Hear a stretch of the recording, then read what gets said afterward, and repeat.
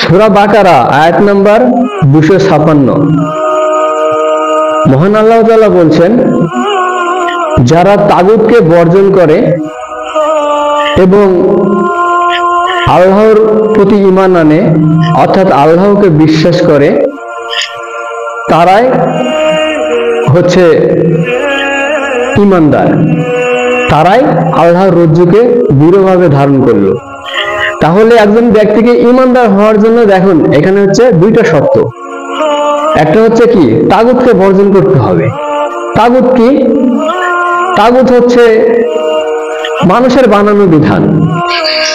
এই যে বাংলাদেশে যে একটা সংবিধান আছে, মানুষ যে বানায় রাখছে, এই সংবিধানটা অর্থাৎ মানুষের বানানো আইন কানুনই হচ্ছে তাগুত।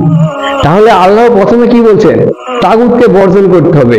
বর্জন করে কি করতে হবে? ঈমান আনতে হবে, অর্থাৎ আল্লাহর প্রতি বিশ্বাস স্থাপন করতে হবে। আর আল্লাহর প্রতি বিশ্বাস স্থাপন করা মানে কি?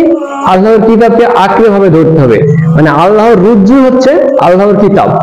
তাহলে প্রথম শর্ত হচ্ছে তাগুতকে বর্জন করতে হবে, অর্থাৎ মানুষের বানানো আইন, মানুষের বানানো নিয়ম, এগুলোকে বর্জন করতে হবে।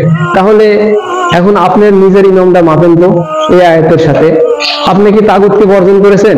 এই যে মানুষের বানানো যে সংবিধান দিয়ে আপনার সমাজ, আপনার রাষ্ট্র, আপনার জীবন, বিশ্ব, সমস্ত কিছু যে পরিচালনা হচ্ছে, এগুলোর সাথে আপনি নাই। আপনার জীবন কি ওই কোরআন দিয়ে পরিচালনা হচ্ছে না। তাহলে কি হলো?